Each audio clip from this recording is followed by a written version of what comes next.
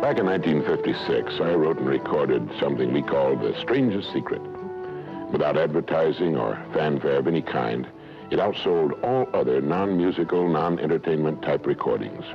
It's been heard by millions and millions of people throughout the free world, and in the process, created a brand new industry. Learning through listening. On one of these solid-state cassette tape players. This player has revolutionized the learning process. Now people listen in their automobiles while driving to and from work and on sales calls, time that was formerly wasted, on their commuter train with the little earpiece, in the bathroom while shaving in the morning, at the dinner table with the children gathered around the table and the whole family together for a change. This has made a tremendous difference in the business of learning. But getting back to The Strangest Secret, what makes a bestseller? What was there about that recording that caused millions of people to want to hear it over and over again and let their children hear it and play it for their employees and their sales forces? Well, I'm making a talk here today in which I'll cover the highlights and philosophy of The Strangest Secret, and I'd like to invite you to join us, and I hope you find it of some value.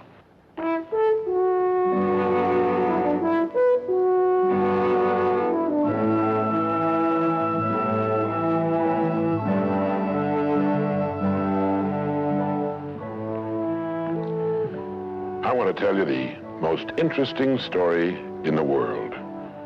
Why a person becomes the person he becomes. Why a little boy or a little girl grows up to be the kind of person he or she becomes. Now, the estimates by the experts in this field are that most of us are using somewhere around 5% of our real potential. Some experts say as little as 1%. It means that we're only giving about 5% of ourselves to what we're doing, to our days, our work, our families, everyone we know, our entire environment. But it also means that we're only experiencing 5% of the fun, 5% of the joy, 5% of the rewards we could be knowing, or less. All the experts are agreed that in each of us, there are deep reservoirs of ability, even genius, that we habitually fail to use. Why? We know that most people desire by nature to succeed. But what is success? What is this word that has become so famous in the world? What does it mean? Most people don't know what success is all about. And since they don't know what it's about, they really don't know where to look for it. Success is really nothing more than the progressive realization of a worthy ideal. This means that any person who knows what he's doing and where he's going is a success. Any person with a goal toward which he's working is a successful person. This means that the boy in high school who's working toward a diploma, or the boy in college toward a degree, is just as successful as any human being on earth, because he knows what he's doing, why he's getting up in the morning, and where he's going. But conversely, if a person doesn't know what he's working toward, what it is he wants, doesn't have a goal toward which he's working, then he must, at least by this definition, be called unsuccessful. Why isn't then, with this simple definition, why isn't everyone successful? Should be easy. Yet surveys indicate that 19 out of 20, 95% at least, are not. In fact, a survey one time asked thousands of working men why they got up in the morning and went to work, and 19 out of 20 didn't know. 19 out of 20 working people didn't have the foggiest notion of why they got up in the morning and went to work. Under closer questioning, they said, well, everybody works. Well, that would be a good reason to quit. In fact, here's a little rule of thumb you might want to remember. Whatever the great majority is doing under any given circumstance, if you do exactly the opposite, you'll probably never make another mistake as long as you live. Just something to keep in the back of your mind. The problem with most people is that they're playing the world's most unrewarding game. And the name of the game is follow the follower. There's a story about a small town in which there was a jewelry store, and like all jewelry stores, or most jewelry stores at least, he had a big clock in his window. And every morning for years, he'd noticed a working man stop, adjust his pocket watch to the same time as the clock in the window.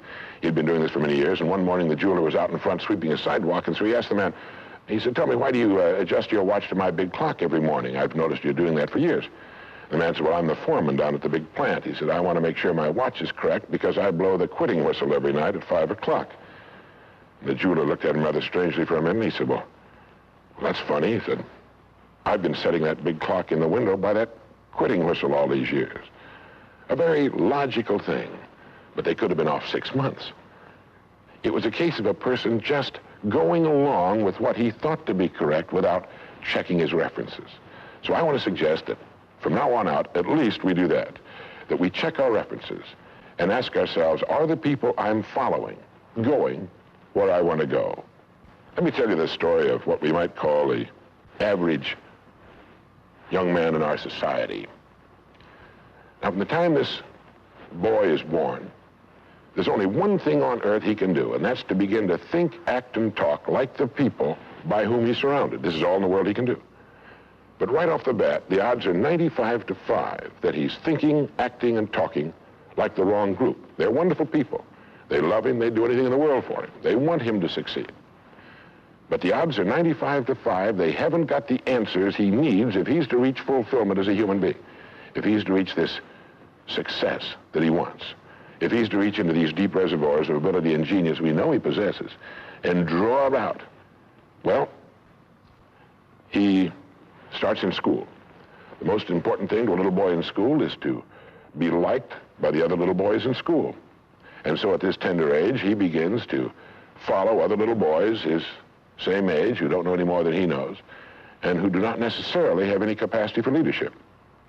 And he does this in the first grade, and the second, and the third, and the fourth, and the fifth, and the sixth, and the seventh, and the eighth, and year after year after year, he forms himself into a composite average of other little boys his age, trying to be like them, trying to do the only thing in the world that's impossible for a human being to do, which is to be like somebody else. Now, let's say he goes all the way through school, usually goes in the military service. Again, he's caught in a vice-like grip of conformity. Now, let's say he's 25 years old, out of school, out of service. What's he going to do? As a rule, he'll go back to his hometown, unless he's married, in which case he'll go to his wife's hometown. But let's say he goes back to his own hometown. He's single. He doesn't know quite what to do. He's standing on a corner one morning, and a friend that he knew in school comes up and says, hi there, Charlie, what are you doing? He says, nothing. He said, why don't you come down and work where I work? It's a pretty good place. The pay's regular. We got all kinds of fringe benefits and so on, and so he does. The odds are about, again, 95 to 5 that his first job is taken as a result of random application. On the job, without thinking about it, the most natural thing in the world for him to do is to look around, see how the other guys are doing their job, and to begin doing his the same way, assuming that what is normal for them is normal for him. No reason for this. He doesn't think about it. He just does it. Now, he has stretching in front of him 50 years or more in the golden age that man has been dreaming of since the days of ancient Greece. What's he going to do with these 50 golden years? Well, let's take a close look at him. We know that he works 40 hours a week, as a rule. 40 hours a week, which leaves him 72 hours a week when he's neither working nor sleeping. 72 free, discretionary hours each week to do with as he pleases. Now, at this point, of course, he's married. He has his little house and his little car. And this is about what he does with his free 72 hours every week. He'll do what the other fellows are doing with their free 72 hours every week, which is virtually nothing at all. On a typical day, he'll quit right on the dot, get in his little car, go to his little house, go in his little kitchen, kiss his little wife, and say, I'm tired. They've even figured out why he says that. The experts believe that he used to hear his father say that back when men used to get tired working during the day, and he picked it up and he repeats this every night when he gets home. He bolts his little meal and then heads for the living room where he turns on his escape box. Click. Takes 15 or 20 seconds for the screen to light up, a period of time he finds interminable, but he gets through it somehow. Maybe kicks the dog or thumbs through a magazine or something. But then the screen lights up and he does too a little bit, and there in front of him he sees people in all kinds of funny old-time costumes all killing each other at a great rate. One expert has agreed that the average family can see more death and bloodshed and carnage on his television set in a week than Crassus saw when he crucified 6,000 prisoners on the southern road to Rome. But you know how those experts are. He could certainly be off one or two. But he sits there for about 5.5 or 6 hours. 25% of all free time now is spent in front of the tube, according to the latest statistics. Now, there's nothing wrong with this particularly, except that he's watching other people who are earning excellent incomes in the pursuit of their careers, while he doesn't make a nickel, and gets the only two things you can get from watching TV on that kind of a schedule. He gets red eyes and a hollow head. Now, this is not meant to be an indictment of television. I've got a couple of television sets at home, too. I have a couple of cars at home, too, but I don't go home at night and drive around the block for 6 hours. If there's someplace I want to go, fine. My car will take me there. If there's a great program, like a golf match or something like that, I want to see it. But he sits there for 6.5 hours until finally his wife, who's a little more practical than he is, taps him on the shoulder and she said, Charlie, I think it's about time you went to bed. You've got to get up in the morning and go to work. And he's okay, and he shuts it off. He knows how to do that. He just shuts it off and goes to bed. Next morning he gets up and he does this all over again. He does this every day for 40 years. At the end of 40 years, he's retired, which always kind of catches him by surprise. No one's ever figured that one out either. And then he dies at 85 or 90, the way medical science is moving us along, out of sheer boredom. Well, what's the problem? Is there a tragedy here? Not really, if that's the way Charlie wants to spend his life, our mythical, hypothetical young man. If he wants to spend his life that way, that's his business. He lives in a free society, he can do anything with it he wants. But there's a terrible tragedy here if he's living that way because of the total lack of a decision. If he's living that way simply because he's still doing what he was doing in the first and second grade, and that's going along with the fellas up and down the block on the unspoken assumption that they know how to live, then there's a real tragedy there. Because they've never known how to live, not in all the recorded history of mankind. He never finds out who he is. He never reaches into the deep depths of his abilities, his talents. He never learns that he can have just about anything he wants in the world, that he can call his own shots, tell his own fortune. And it's kind of a pity. Well, what's needed? Well, what's needed, I think, is a checklist, like an airplane pilot uses. I think that living successfully is as important as flying an airplane. And here's some of the things that I think should be on that checklist that could help this man live a more meaningful, more interesting, more exciting, more enjoyable life. The first thing that he ought to have on his checklist, in my opinion, is the word a goal. A man without a goal is like a ship without a rudder. He doesn't know where he's going. He then belongs to that 95% that are just living day by day, month after month, like a starfish or an amoeba.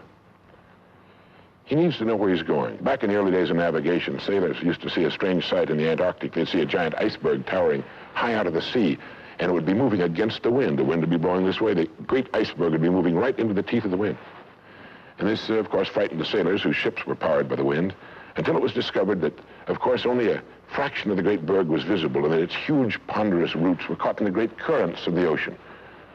And it was being borne purposefully along its way, regardless of the winds and the tides on the surface. Well, this is what a man needs. He needs his roots deep in a great mainstream of his own choosing, and then he'll move along his way, regardless of the winds on the surface of his life or short-term expediency, and he'll get to where he's going. The second word on our checklist might be the word attitude. It's been called the most important word in any language in the world, because it's our attitude toward our world, toward all the people in it, that will determine the world's attitude and all the people's attitude toward us. It's a simple thing. Most of us know it, but we tend to forget it. People will react to us according to our attitude. And our attitude is the greatest gift we can be given. You know, the little creatures of the world were given a wonderful gift by Mother Nature called protective coloring, in which they can blend into their background without being seen. But man was not given this great gift, because man was given an incalculably greater one. Only man has the godlike power to make his surroundings change to fit him, because his environment will change as he changes. A man's environment is a merciless mirror of him as a human being. And if he thinks his environment can stand a little improvement, all he has to do is improve, and his environment will improve to reflect the changing man. Third would be the word think. To think. The highest function of which a human being is capable. It was put pretty well by the great Pulitzer Prize-winning playwright Archibald MacLeish in his great play, The Secret of Freedom, in which he has one of his characters say, "The only thing about a man that is a man is his mind. Everything else you can find in a pig or a horse." It's true. And so if we're going to develop something, this is a good place to start. To think deliberately and with a purpose. To spend a little time each day before a blank sheet of paper with our goal perhaps written at the top, and come up with some fresh, new, and exciting ideas. The next point on our checklist you might call the law of laws. That's what Emerson called it, this great old law of cause and effect. That our rewards in life will always be in exact proportion to our contribution, to our service. We all know this, really. We tell our children in Sunday school that as ye sow, so shall ye reap, but we forget that that's true. If a man is unhappy with his rewards, all in the world he's got to do is find ways of increasing his contribution, his service. It's like the story of the preacher who was driving down a country road, and all of a sudden he came to the most magnificent farm he'd ever seen in his life. It was beautiful. And so he saw the farmer approaching the road on his tractor, and so he hailed him, and he said, "My good man," he said, "God has certainly blessed you with a magnificent farm." And the farmer thought for a moment, and he said, "Yes, you're right, he certainly has. But you should have seen this place when he had it all to himself." And the preacher had his sermon for the next Sunday. He realized that all the farmers up and down that road had been given the same land, but one man had made something great out of it. Well, all of us are given the same land. We're given a human life, and each of us can make something great out of it, too, if we want to. The next point might be simply the word truth. Since everything we do has an equal and opposite reaction, unless what we're doing is based on truth, we're building on sand, and it can't stand. The next point would be R&D, research and development.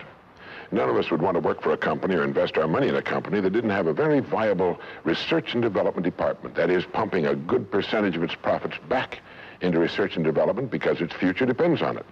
But so does a man's.